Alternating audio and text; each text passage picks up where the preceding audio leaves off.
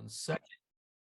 Beautiful. So I wanted to welcome everybody to today's call. Congratulations for getting on here. It's our Realtor Mastermind. We have them every week on Thursdays, but guess what? We're switching to Mondays. We're going to be doing on Mondays the same time, noon Eastern, 9 in the morning. We'll be giving you more information on that, but our next one is going to be August 7th.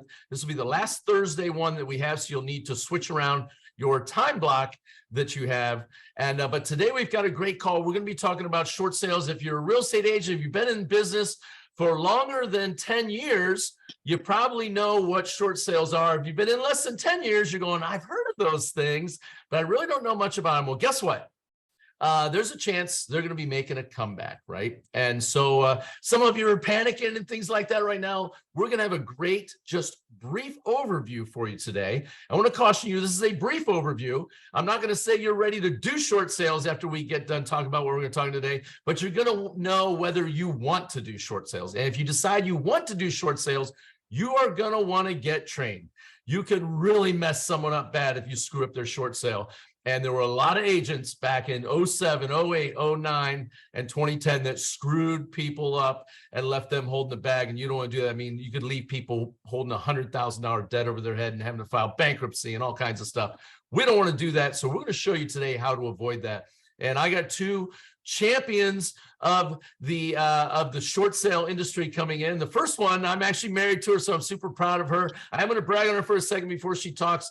She is currently the number 3 real estate agent in the state of Ohio out of almost 2,000, actually 1,700 agents. We got 300 more agents joining, so it'll be over 2,000 here in the next month or so. But out of 1,700 agents, she's crushing it. And she was the short sale queen for the state of Ohio back, and we started doing them in 06, 07. So let me introduce, get out of the way here, Stacey Lambright. She's got some slides for you. You are going to want to take notes. She does talk fast. By the way, if you have questions, you can put them in the chat box. And we will also be recording this and getting the recording out to you so you can keep up with it. So go ahead, Stacey, take it away. Can you hear me okay? Yes, you're good to go. Got it. So yeah, I'd like to say that I have every one of my gray hairs. It was a short sell from the recession. This is normally a 1-hour class that Jim and I do together. So we're going to condense it really fast, go through the process, and then we're going to talk about how you identify a short sale and then open up for Q&A. So short sales 101, go here. So the last time we did this class, we were actually coming out of COVID, and everybody was expecting when all the forbearances were coming due that we were going to see a wave of short sales. What we didn't expect was the double-digit appreciation that we had. So it kind of got put on pause, but I want to start this off by saying all those buyers that bought with this craziness with, way over market value, appraisal gaps, we're now seeing, like we're getting ready to close one right now, that he bought in 2021, did exactly that, was a multiple offer bidding war. And unfortunately, 1 month in after closing, his wife passed away and she was the breadwinner of the family. So he bought the house in 2021. We're just wrapping up the short sale. So all these buyers that bought in this last couple of years, if they have a hardship, which we're going to talk about, we definitely can see a wave of short sales starting to come. So the challenges with short sales, especially with the fact that they haven't been in our market, is limited experience with the realtors. And also to combine that with the fact that the lenders no longer have special departments that are focusing on short sales. One good thing though is in 2010, they did come out with a uniform process for majority of your short sales will probably be a HOFA guideline. So we'll talk a little bit about that. And then 2, part of the reason that is sometimes there's multiple lenders as far as every lien that's on the property requires a separate short sale. I'm not going to go too big into this, but most of your short sales, if it's Fannie Mae and Freddie Mae backed, they're going to fall under this process. There is a guideline. For sellers, it's a win because if they qualify, there's no deficiency judgment. Basically, any unpaid debt's forgiven. They can get relocation expenses. They're not charged any fees to participate. And obviously, it's easier on their credit score. They're still going to have a credit score implications, but not as bad as a foreclosure. Creditors, banks win also because they don't get a vacant property. To get that property back and go through the foreclosure process, there's a lot of legal fees, and obviously the house sits there vacant for a while. So sellers to qualify, they have to have tried a loan modification, and that's an important part. A lot of times they don't get approved for a short sale unless they try to go through a modification first. It's required. The property is their principal residence. They had to have closed after 2009. And they have to be behind on their mortgage. They have to be behind on their mortgage, or it has to be shown that they're getting ready to go behind on their mortgage. Obviously, got to owe less than 730, and their total payment can't be more than 30% of their, or has to be more than 30% of their income. So this is really important as a listing agent's role in the process. If the seller believes a short sale is their best option, they need to know the following. And this is up for us to relay. The short sale approval is never guaranteed. A short sale requires sellers to complete and submit a lot of paperwork multiple times throughout the process. Investors require sellers to have a valid hardship. We'll talk about that in a minute in order to do the short sale. And short sales take longer to close than a traditional sale, a lot longer. There's no guarantee that the foreclosure will be postponed. So they actually run simultaneously a lot of times. If there are junior liens and they do not agree to the short sale, no matter, even if the first has approved it, it can't close. If the sellers have assets, the servicer may ask for a cash contribution. And then depending on the seller's loan, the seller might be responsible for that deficiency amount. Even though the lien holder, the bank, allows them to do a short sale and sell the property, there's still a deficiency balance. If the debt is forgiven, there might be tax ramifications. If the short sale closes, the seller's credit will be impacted. If the short sale closes, the sellers will need to wait before they can buy again. Basically, it's part of our knowledge. If you're going to do a short sale, and keep in mind too, if you take on a short sale, you are saying, I understand short sales, I know how to do this, and I know how to do it in my seller's best interest. So make sure you understand all this stuff. That's why we're bringing it to you guys. A recourse loan and a non-recourse loan basically means, is the seller going to be liable to repay that deficiency balance, or is it going to be forgiven because their loan allows that? Credit implementation, I can't say a word. Basically with this, there is going to be, we never quote a point factor or anything like that, but even though they do a short sale, it is going to affect their credit, but it's less than, this is the part that we always make known. Basically, it's going to be less than if they did a full foreclosure. That's the benefit of doing a short sale sometimes. I leave this one in. Mortgage Debt Forgiveness Act was very big. If you have sellers that are in a distressed situation and may have talked to someone that did a short sale back during the recession, their debt, there was an act in place that actually forgave the tax ramifications if a debt was forgiven. That is no longer in place. Insolvency, this is not, it's just something for you to mention and to tell them, obviously, to consult with a professional, but they might still be able to waive all the tax or part of the debt owed if they're insolvent. So hardship, that's the number one thing that has to be in place. Even though someone is behind on a payment, there has to be, and they want to do a short sale, there has to be a valid hardship. That's going to be divorce, job loss, medical, death, like I talked about. Not valid financial hardships are maybe an investor that wants to get something out of his portfolio product. The house is just not worth what they owe. And then I always like to add this, strategic default, do you look good in orange?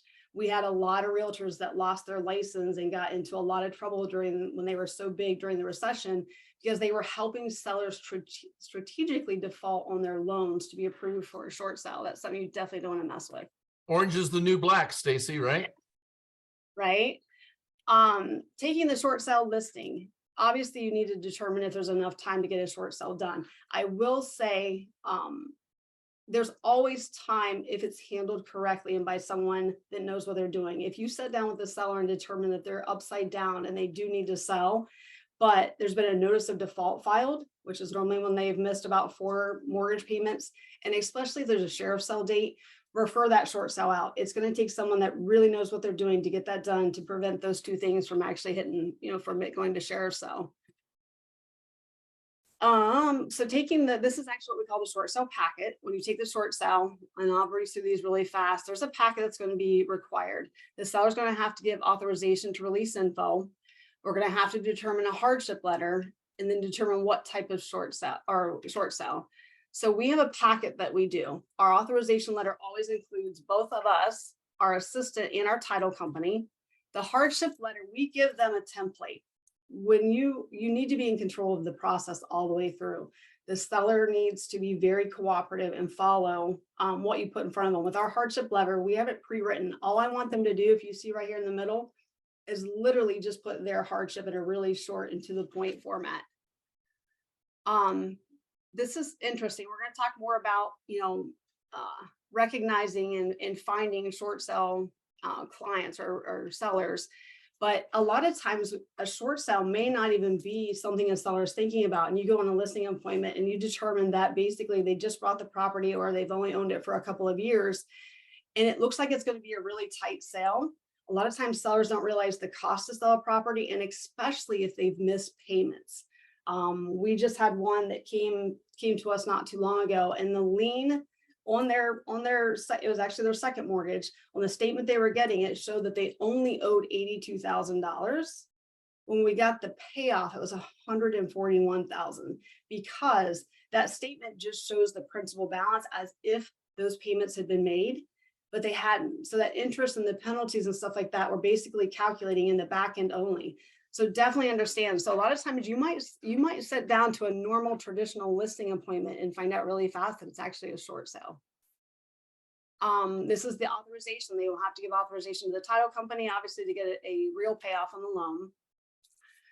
Sellers' willingness to, when we meet with a short sale, we tell them literally, remember when you purchased the house, you're going to have to do the same thing again, only numerous times over and over again. You have to give 2-year tax returns, 1 month's pay stubs, your bank statements. And it's basically almost like they're requalifying for the loan to qualify for the short sale. But the problem is a short sale is very lengthy.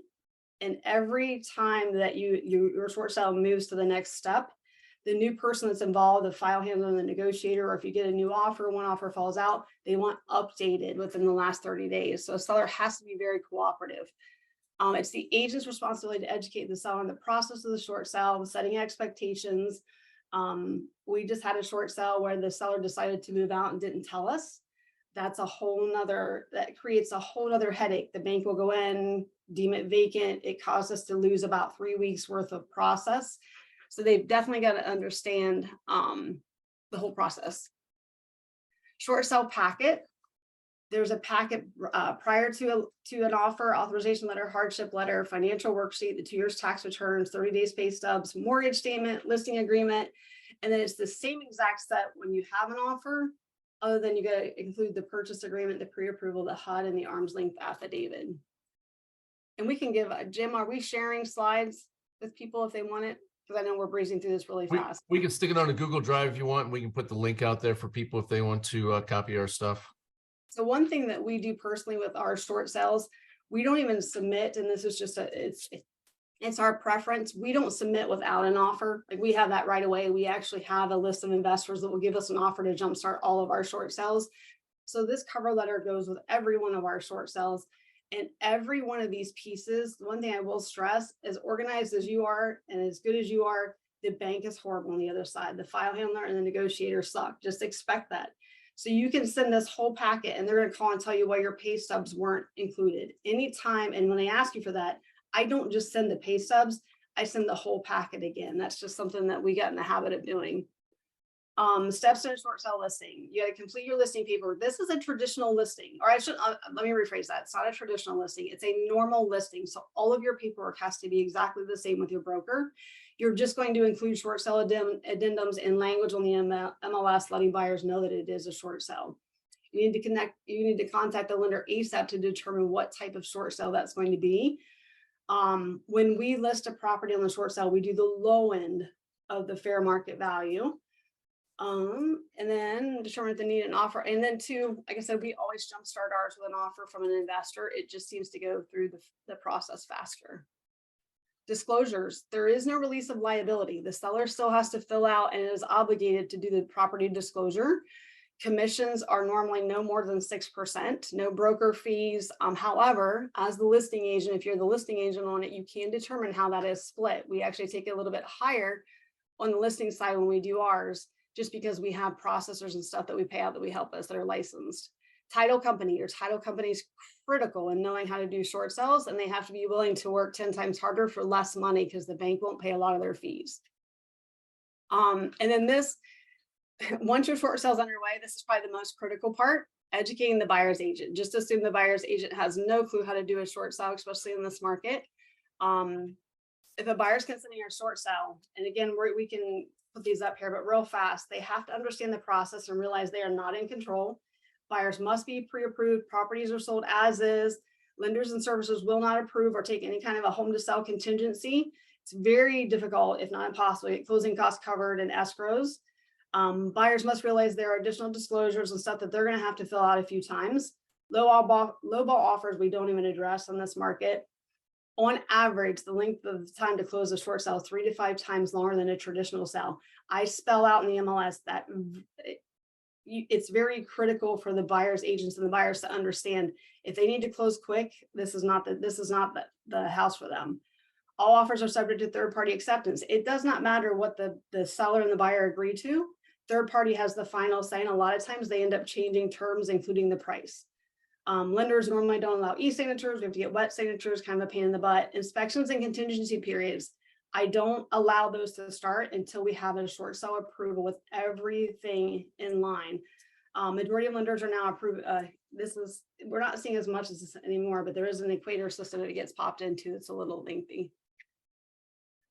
Foreclosure in the active short sale. If your seller has a notice of default and they have started the foreclosure process, it is very common for banks not to stop that at all, but allow you to do a short sale. So they run simultaneously, and a lot of times it's whichever one gets to the finish line first. So the sellers have to understand that. Contracted close, cash contributions. It's very common if a seller is showing some assets or something that the seller might require that. They could be, there could be a relocation incentive up to $3,000, and then subordinate liens. These are going to be spelled out a lot of times for you. If there's a second mortgage, not a lien, but a second mortgage, normally the max that's paid is $6,000, and then junior liens, a max of $1,500. Keep in mind, if there's a lien filed on the property, if they don't agree to the short sale, and it's not always mortgage liens, if they don't agree to the short sale, the sale cannot happen. If that happens, like a very classic one that we had was a sleep disorder, or whatever you call those, when someone does a sleep study, the lien was like $2,100, and they would not release the lien no matter what. And so it came down to the seller had to pay that behind the scenes, because a lot of times the lien holders won't allow that on the HUD, on the settlement statement, because this lien wasn't, they didn't care. You know, I think their exact words to us is that they had a better hand to play chicken with us. Yeah, he said, I'm willing to play chicken with my $2,100 over the bank's $300,000. I'm willing to bet they pay me off to go away. So the collection agents are done. What's the most number of liens you ever negotiated? Was it like 17 on one short sale or something like that? It was 21, 21. unfortunately. That one took 2 years. Yeah, that was crazy. All right. All payouts or cash contributions must be on the settlement. Any and all liens have to be negotiated prior to close. Everything has to be on the settlement statement. And the one we just talked about, we had to actually pause or cancel the short sale, have them pay off that judgment, and then come back and restart it back up again in order to get that one done. Short sale approval letters. These are huge. Once, and this has happened a lot, and this is where a lot of short sales failed, and agents that didn't really understand the process. It doesn't matter if you have stuff in writing and emails and in your logs and communication. If what you agreed to in email with all the junior liens, if it is not on the short sale approval letters, which is the very last and final document that everybody must have, it doesn't happen. So it really comes into play, especially if your seller is liable for deficiency balance. Even though they're liable for it, in our short sales, we negotiate that prior, either to be reduced or forgiven. If that's not in that final letter, they're liable for it. And that's going to come back on you for making sure that even though it was negotiated and agreed upon, that it wasn't in the final letter. Why do short sales fail? So it talks about historically, you know, the banks don't have enough manpower. And I want to say that's not an excuse. As a listing agent, it's our responsibility, and to assume that the bank doesn't know what they're doing, the turnover rate's extremely high. It is your responsibility to take the process and make sure everything happens. We touch our short sales twice a week. If the bank is failing on their side, or a bank employee or a negotiator or file handle, it's up to us to get that file back in line and to keep it moving. You can't just say, well, I told the bank about it, didn't happen, and now it's foreclosed. That's not acceptable. We also figured out that banks change their employees like we change our underwear. I mean, literally, you'd have some files, you'd have 7, 8 different people because the people either kept quitting or they kept firing them, and you'd have to start all over again. It was crazy. You have to expect that you are going to do the bank's work for them for sure. So most reasons junior lien holders say no. Servicer takes too long and the buyers back out. Short sale packet was not submitted properly, and the home gets foreclosed on. I put in red all of those because if a listing agent's on top of it, they can prevent majority of that from happening. And then I always wrap it up in our class. It is not worth it. If you happen to come across a short sale in a traditional listing, or one falls in your lap, or one gets referred to you, if you're not going to take time to understand the process, refer it out for sure. But with a short sale, I think market potentially coming back in full swing in the next couple of years. I'm going to pass it off to Stephanie because I do think that it's definitely a viable lead source coming soon. If you're wondering why none of those referrals were coming to me, it's because you got my phone number wrong on there. So there you go. So there's whoever the other phone number is on that. Stacey doesn't know my own phone number, but awesome job, Stacey. That was great. Probably people were out there like, man, I had no idea people from Ohio could talk that fast, right? You should see how fast she texts. That she can text faster than she can talk, guys. That was a 1 hour class in 22 minutes. If anybody has questions, by the way, we're going to have Q&A after this. We're going to go to Stephanie next, but you can start typing them in the chat if you want, or once we get to the Q&A part, you just raise your little hand on the thing and unmute and ask questions there. But if Stacey was the queen of short sales in Ohio, Stephanie Gilezan is the queen of short sales in Kentucky. And on top of that, she teaches a 4-hour in-depth class to just absolutely smash you in the face, learning everything with short sales. And then you're going to find out there's still a ton to learn. Literally, it seemed like every single deal we did, we learned something new on all of them over the years and years that we did those. But Stephanie Gilezan, just like Stacey, is an absolute titan in the real estate industry. Just like Stacey, she started a real estate business back in the 1900s. And she started when she was 5 years old, just like Stacey. So Stephanie, please take it away. Let these people know about short sales. All right, you all. Well, Stacey, that was awesome, totally in-depth. And I'm glad you went first because, you know, there is so much process to short sales, but they can be extremely lucrative. And so before I dive into how do we identify short sale opportunities in your market, I want to share a story because, you know, I never set out in my career to specialize in short sales, but back in 2008, I was an independent broker owner at the time. And one of my top agents came to me and said, look, I need to meet with you. I've got a severe problem. And her problem was, as she said, I don't know how much longer I can go without making a commission because I'm not sure if I'm going to pay my mortgage next month. And I'm like, what?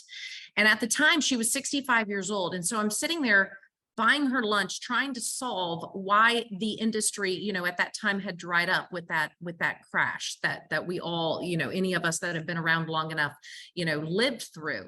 And I'm sitting there on the spur of the moment. And I remembered back in my day of being pre-law in college, and I got the opportunity to work for a debt collection attorney. And I never understood how I was ever going to apply that to my real life, especially as I got into real estate.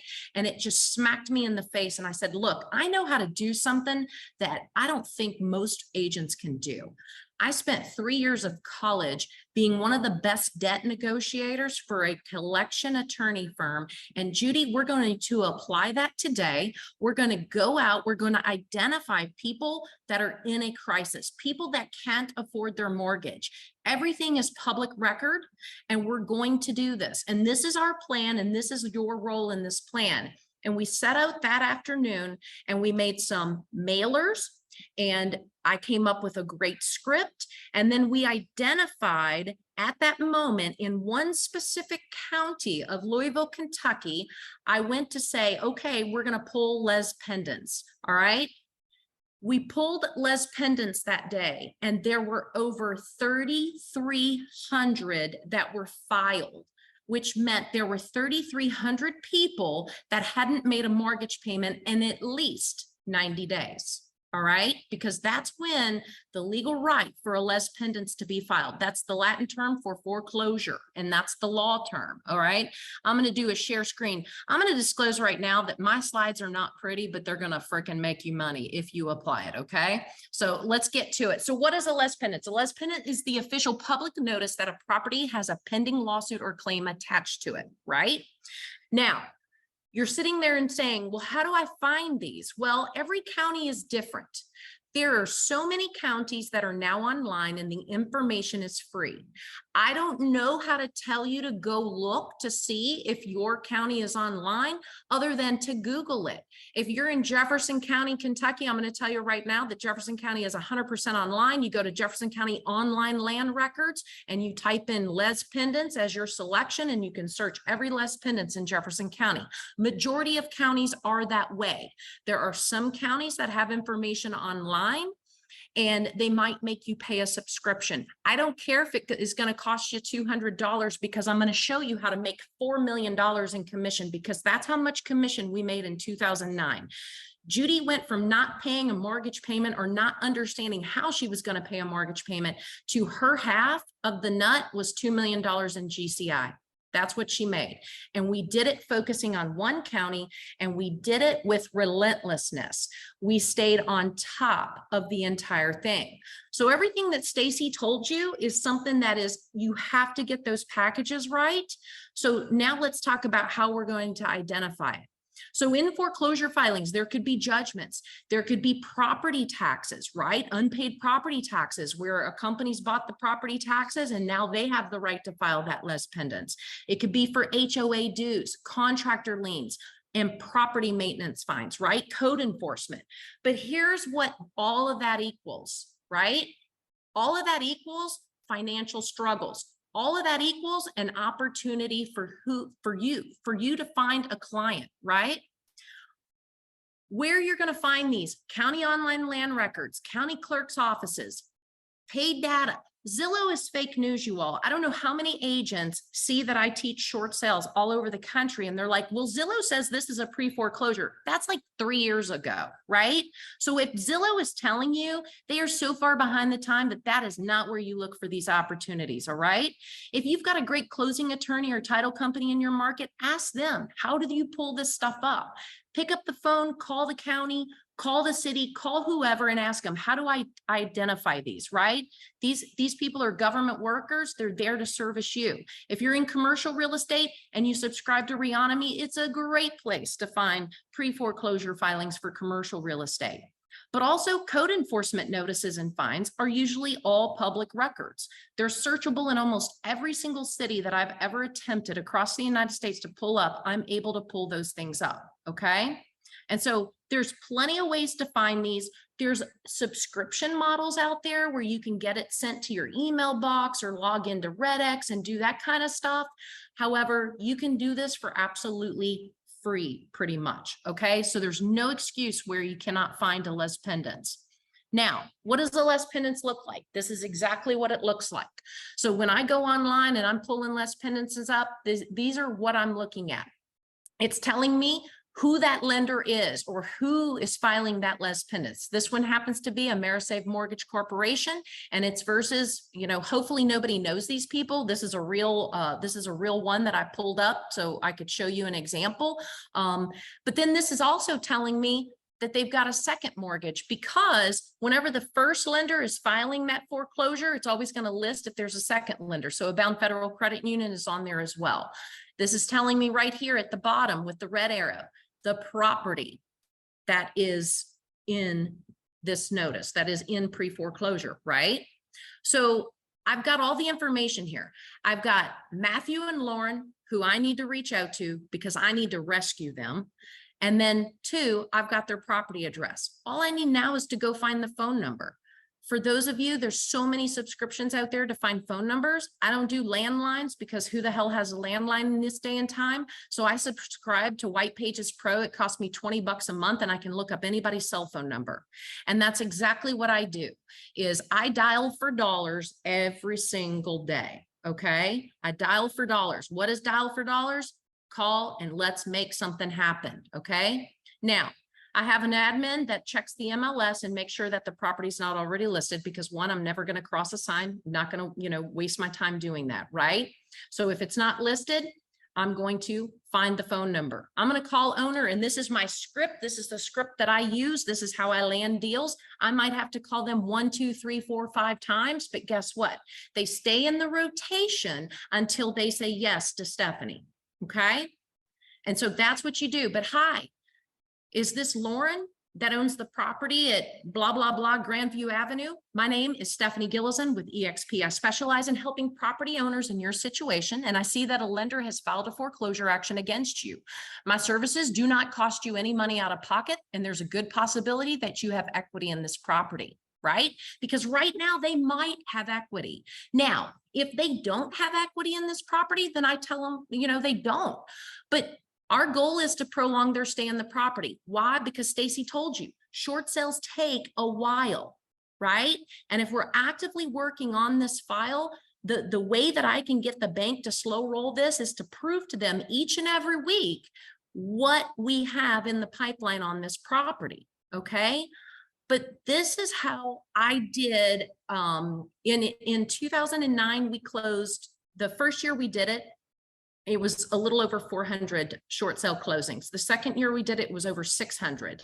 I've done thousands and thousands of short sales, and these are the scripts that I've utilized to do that. Now, if I'm sending a mailer, now this is old, you guys, okay? If I'm sending a mailer because I can't get them on the phone, all right, I'm sending out. That's not my phone number, by the way, on there. It's actually my son's phone number. But anyway, this is what we're sending out to them in a postcard format. So they're not only receiving the phone call from me, but they're receiving mail, okay? They're receiving mail, and it's explaining what the process is. That's the front, that's the back. We'll share out these slides. You all can, use, steal it, make your own, whatever. But these things absolutely work. All right. Now, let me get back to my other slide here. Now, title search, negotiations, closings. Once I've landed that listing, first off, I'm going to tell you right now, if you've never done a short sale and you don't have a friend in the title business, you need to find a great friend in the title business that is very familiar with title. And very familiar with short sales specifically, because you need to utilize them to run a preliminary title search on the property, because you need to identify early on, are you dealing with one lender, two lenders, or are you dealing with the 21 lien property that Stacey successfully short sold, right? So you've got to run that preliminary title. Sometimes I would run those preliminary titles and I would go, oh God, do I really want to do this? Do I really want to do this? But I did do it because I happen to be in Kentucky, which is an attorney-driven state. Where does that come into play? Well, it's for you to find out in your market and in your state. Call your broker and ask the question. But in an attorney-driven state, I could also charge negotiation fees. So I wasn't just earning a commission on my short sales. I also charged a massive negotiation fee and got paid over and beyond what we were doing on the commission side of things. All right. Now, Stacey went through this entire short sale package, but just to kind of give you an idea as to what these look like, when I would land that listing, I would basically send this link to the homeowner. Are y'all still seeing my screen, Jim? Yep, you're good. We can the see it. homeowner assistance form. Yep, we see it. Okay, perfect. I would send this out to them because one of the things that I have a rule of thumb about is that this is business, you guys. This is business. I came into this equation with an opportunity to save their butts, right?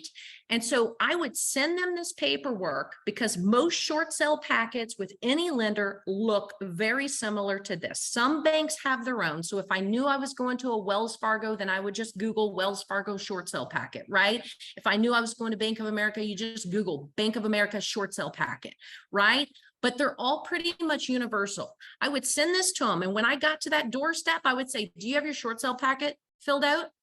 And if they said, no, I didn't have a chance to do that, then I knew that told me right then and there that the commission is going up and the negotiation fee is going up because I'm going to have to ride this homeowner's butt. right? Or ride this property. They've got to be willing to work with you on this. You're going to have to collect so much information that they've got to be willing to help themselves. And I'd give them that conversation. Look, I'm here to help you. You're going to walk away from here not owing a damn thing, but you got to help me help you. So let's get this done. Let's get this filled out. Because when you're doing hundreds of short sales in a year, guess what? The banks easily start to recognize who is awesome at it.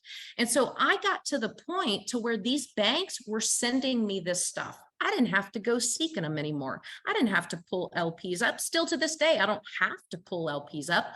We do it to turn volume, but I've got banks still to this day that go, they know what they're doing. We want them to handle this, because the truth of the matter is, and our first Monday when we come back, what date is that, Jim? August 7th? Is it August 8th or 7th? Yep, it's going to be August 7th will be the Monday we do that, but I'm thinking we may be on next Thursday too. I'm just verifying. Okay, but August 7th, we're going to have Carrington Holdings on this call, right? And you'll all put it in your calendar and share it out to people, because he's going to tell you how there's $8 trillion worth of mortgages that were originated in the last 3 years. And guess what that means, you all? That means that we are going to see short sales again. That's why we're bringing this back and getting everybody up to speed on it, because it's one heck of a business to be able to be into, to really turn into volume business for yourselves, right? Now, I've got an entire short sale series, you guys. I mean, I can't teach this in 20 minutes, much less 4 hours. But if you go to my YouTube channel, you can watch 4 hours worth of how you do everything from start to finish. Also watch what Stacey showed you, because that's stellar information. I want to make sure we save some time today for Q&A, because I'm sure there's going to be quite a few of them. So I'm going to pause there and let's turn it over to Q&A.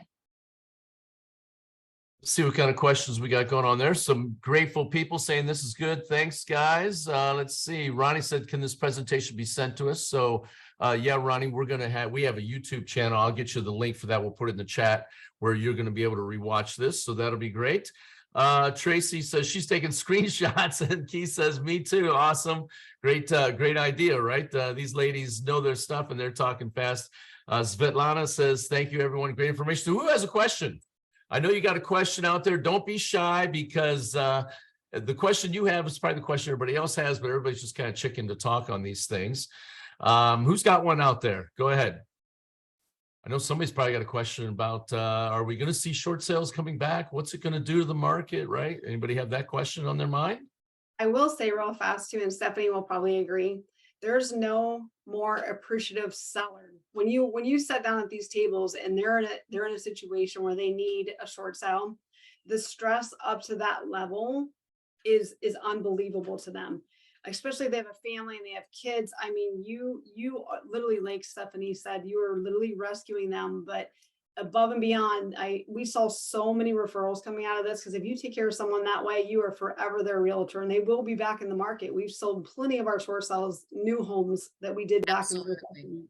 I mean, how many people do we have where we sat across the table from them and they were bawling their eyes out when we told them that we could save them from a bankruptcy and a foreclosure, and we were going to be able to let them stay in the house while they didn't have to make a payment while they were there. And some people we kept in there for over a year while they bankrolled a little bit of money so that they could go and get a place. And then we even got them money to help them move. It was an amazing thing, and people were very appreciative. If you want to feel like you're truly helping people, it's something. But as Stacey and Stephanie said, it's not something to take lightly, because you can totally screw them. You can F their entire life up if you don't get educated on how to do it right. If you're only going to do one or two, just refer it out. Don't if you're not going to get into it professionally to do it, just refer it out. Just take the referral fee. And Tony Williams, Atlanta, you got a question? Yeah, quick question. So I know several years ago, the seller liability changed. Can you go back and review that? Where is the seller liable after the sale? That depends on what type of loan they originally had, Tony.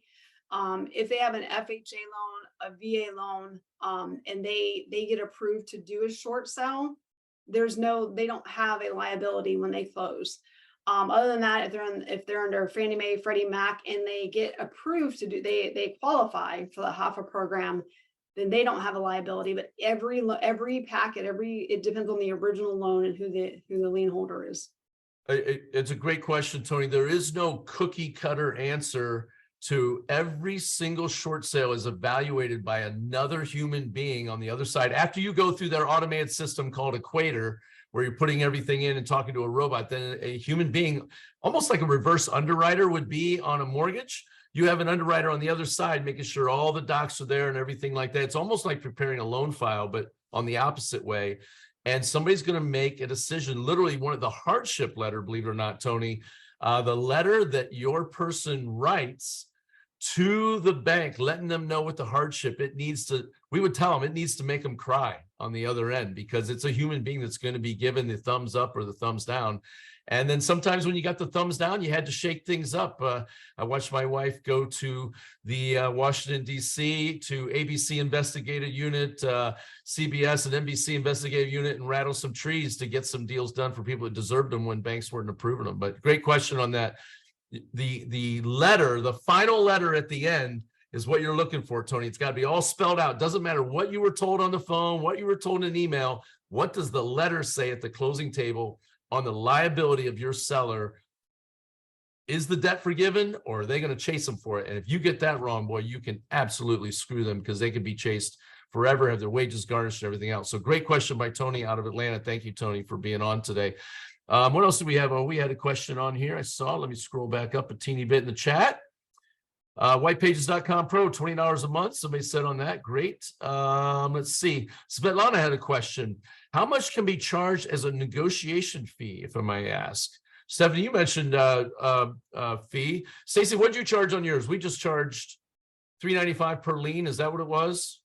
We here, it actually, ours, we were no longer, we had 6% max commission for us in our market. And then the bank short sale compliance fee, we took that off as a retainer. Is that what we did with that? Sometimes we got it through as a buyer paid fee, but a lot of times the banks counted that as part of the commission as an overall and wouldn't allow it. So each one's going to be different. Yep. Yeah. Stephanie, how about you? On FHA and VA, they had a max of 1,000 per file that they would charge, or that they would pay as to a negotiation fee. Anything that was conventional, it could be $3,500, it could be $5,000. It just really depended on, the loan type of situation. But, for me, especially if it was the commission wasn't worth the time and effort, then I charged it as a buyer expense. And I disclosed that in the MLS. I disclosed that on the addendums, that the buyer needed to acknowledge, and they had to bring that money and pay at closing. Great answers on that. Tracy Boss Moves wants to know, what are your thoughts on using PropStream? Is it a helpful way to get this info? They do postcards and things like that. Stacey or Stephanie, have you ever used PropStream before? I have not. I'm not familiar with it at all. Stacey, I don't think you ever used it before either, right? Nope. No. Okay. Yep. So Tracy, your job is to use PropStream and tell the rest of us if it's any good and see if it's worth the money. Let us know. I'm going to say this though. A lot of the services that I ever tried to shortcut just to see, they never had the information, and they were so far late on the les pendants and recordings that by the time you got them, you missed out. Everybody else, if anybody in your market was really going after these people, as listings, then they were already listed by the time. And so that's why I chose to do it myself. And here's the thing, guys. My son's 24 years old, and I sat him down for 15 minutes, showed him this right when he got his real estate license 2 years ago. He hired a VA for $5 an hour that does 100% of this for him every single morning, pulls the LPs, goes to White Pages Pro, looks up the, phone numbers, puts it on a spreadsheet. So for $100 a month, if that, he's getting it all done for him. So there are ways to do that if you don't have time. I mean, back in the day, I physically did all of it myself. And then as we made money, I hired more people to help do those things, right? Yeah, when you get started as an entrepreneur in anything, you wear all the hats in the beginning, and then you take some of that money you're making on those commissions, you reinvest back in your business. A big mistake agents make is they get the commission and they spend it, right? They forget about taxes. They forget about reinvesting the money back into their business on both education and also processes, right? Being able to replace yourself in the spots where you're not making money, right? If it's a non-making money position, you want to hire it out. And so that's great advice Also- on that, Stephanie. Also want to make sure too, I'm sure Stephanie, if you are the type of person, and this was me, I am not detail oriented. I don't sit down and follow a time block calendar and stuff like that. If that's you, partner with someone that is, because unless you're the person working your files is diligent time, like you don't want to get into short sales and not have a system down that is followed to a T every week, because it will fail, and it will ultimately fail because you didn't do that. That's great. Great advice on that for sure. Tracy wants to know, what did you use for the mailing service? Do you remember that? So back then, Tracy, there wasn't well, there may have been, but we didn't stumble upon it. So I always had college interns that wanted to work for me to learn, the business. And so they hand wrote every single envelope, because that's how the mail got open. Now there's AI and all kinds of things that you can utilize for that. But here's the thing, speed to get the listing, right? Whoever's first is going to get it. To whoever's, the speed demon at presenting a great package to the bank in a timely manner is always going to win. And so you may not have time necessarily to get all this stuff done for you. First-class mailers that go in the little cardboard file that it's 8.5 by 11. These people are opening that stuff because they're expecting court paperwork and things like that. So you put in a really nice letter inside that, it's sure to get open. You put it in a normal envelope, it'll probably go in the trash. A lot of times if it's hand addressed, people will open it because they can tell it's a real human on the other side, but those get opened all the time. The kind where you have to zip it off of there, right? That's more expensive, but it'll get open and it'll get looked at if you do that. And if you want to get extra points, you can put some type of trinket in there that gets their attention to give you a call and things like that. So great questions. We're doing great on that. I saw some people, a couple of them asking, hey, can we get these? We're not gonna be able to get them off YouTube, stuff like that. We're gonna do a Google Drive link. And then in the YouTube description, it'll have the Google Drive link in there that you'll be able to click on and download these docs. We'll have two separate ones, one for Stephanie's and one for Stacey's, that you guys will be able to get on that. I just want to stress, highly encourage you, if you're going to just dabble in this, don't do it. But if you're going to go in full time, absolutely, it's very lucrative to get into. If you're going to dabble in it, just refer it out. It can be done by somebody that does it, and you can make money. You can really help somebody in it. Great way to really generate some business right now. I don't think it was something we talked about. I just want to mention is, when you're an agent, you don't have to specialize in everything to still help your clients and everything. For example, we had a mastermind a couple of weeks ago talking about business brokering. Well, you may not want to get into business brokering, right? Because it takes decades of experience to be able to get good at it, but yet you have partners who can do that for you, right? And so you can still advertise those type of things out to your social media and out to your sphere of influence. So you can put something on your social saying, look, as things get tougher, if you know somebody who's getting into trouble on their mortgage, please introduce me to them. I can reach out to them. I may have a solution for them to help them stay in their home, or come up with custom solutions to help them in the tough spot they're in. Now, you may be like, I don't want to do short sales, but you can have a short sale partner that you can refer that business to. And, when Stacey was taking referrals, we still had them listed in their name, right? Stace, a lot of times we'd let them list it. That's a point to make. We as short sale processors and stuff, we can do short sales across the United States. We didn't have to be licensed in that state. We just had to have a partner that was licensed there. And then we would handle the back end, they would handle the MLS part, and we worked together to get it done. So if you're in California right now and you're, you've got a short sale and you're like, I don't want to do this, man. I just came across this thing, but I'd like to help my people. You could refer to one of these ladies on here, and you could be the listing agent on it. You'd have to still be involved a little bit, but all the back end and all these documents and everything like that can be done by these guys. And Stephanie, you taking short sale referrals still, or are you just doing your own? No. So You send them to Stacey then. send all of those to Stacey. If I do a short sale, it's going to be on the commercial side of things or the business side of things. I've got team members that focus on residential short sales, but I don't touch them anymore because I don't need to. Don't refer them to me because my phone number was wrong on the slide. So just to Stacey on the slide on there. She intentionally put the wrong number on there for me, so I didn't get it. But great questions. Let's keep going. Oh, you know what? In the chat. All right. So those of you who haven't heard me repeat this before in other masterminds, you can download the chat by going down to the chat and hover with your mouse over the 3 dots at the bottom of that. It'll pop up the word more. Click on the 3 dots and it'll say save chat. You can save the chat and it'll save it to your computer as a text file. And the reason I'm telling you that is we just put our YouTube channel down there.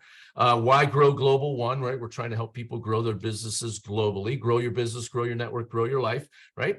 Why Grow Global One on the YouTube channel. And we post these masterminds on there. And like I said, in the description box, we'll put the, what am I saying? The download Google Drive links. It's a mouthful, need a drink. Any other questions? Let's keep going. We got some great questions coming through on here. And anybody else? What have they got? We're getting close to wrapping up towards the end. So And, one interesting thing to point out too is with one misconception with short sales is the bank is not the seller. And so your client's the seller. And a lot of times when we're receiving offers and stuff like that, you always get the one buyer's agents that's demanding, that their offer be submitted or whatever. That's not how it works. Your seller gets to choose the offer to move forward with.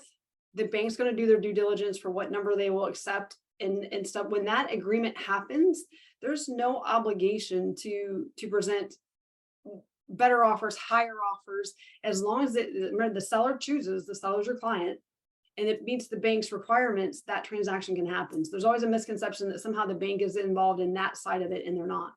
And on a cautionary tale from the many agents who went to jail during the short sale time, there is a huge propensity for fraud when this kind of stuff happens. Don't be the agent that gets caught in that on any end, on the listing agent and on the short sales side and on the buyer side. Don't do it.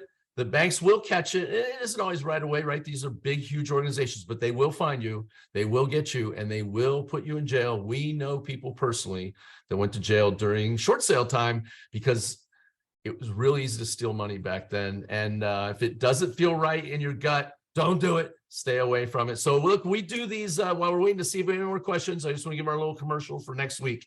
We are going to be on next Thursday next week.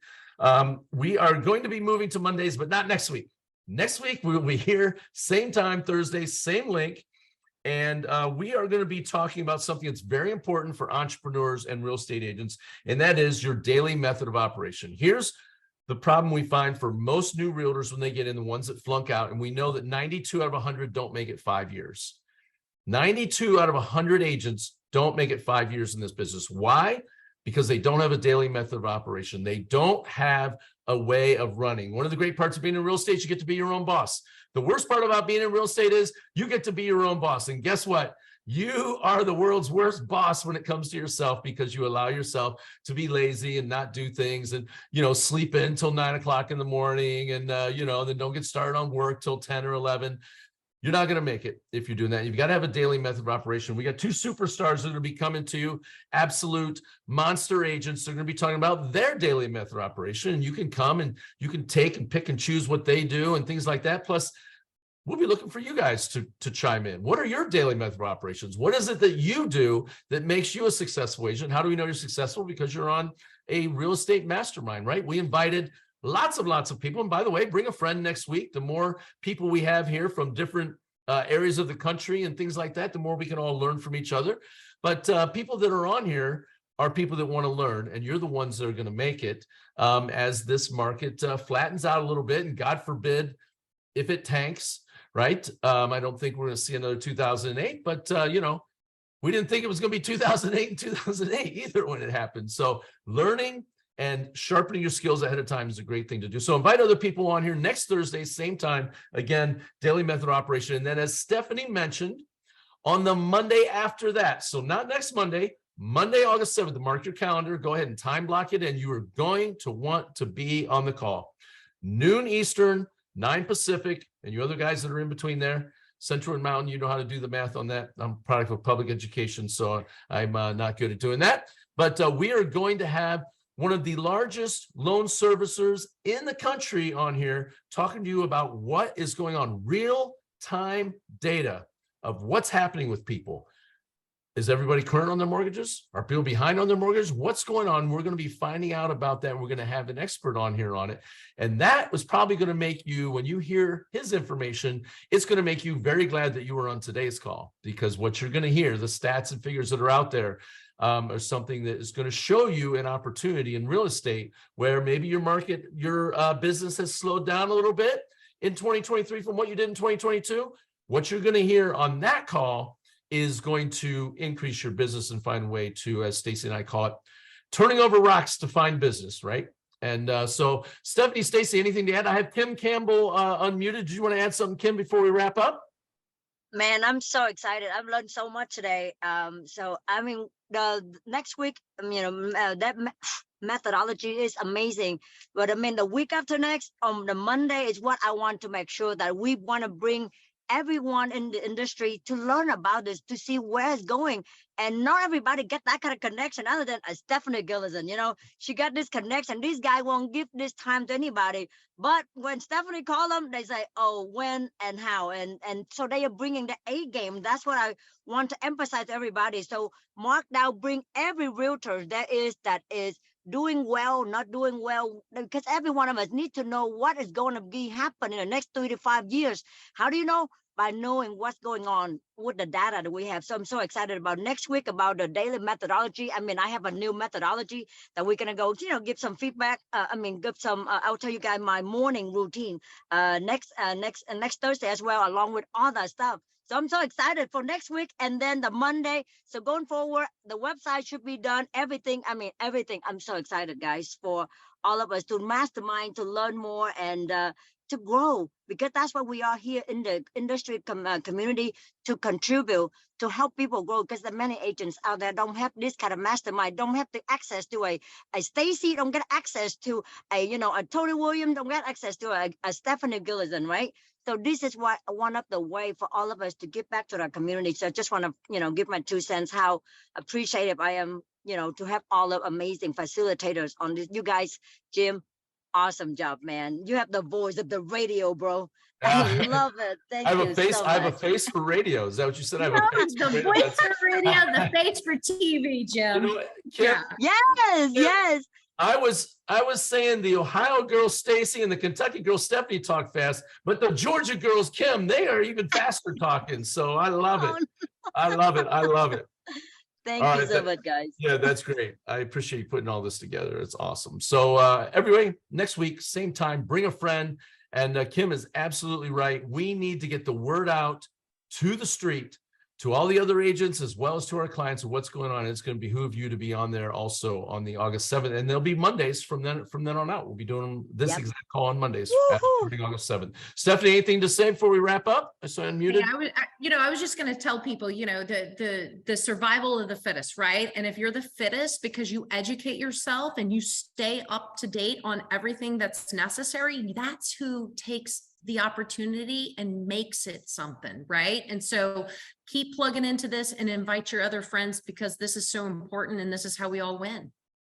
Yeah, congratulations to all of you being on here. I'm going to stop the recording, and if anybody has a question or anything like that,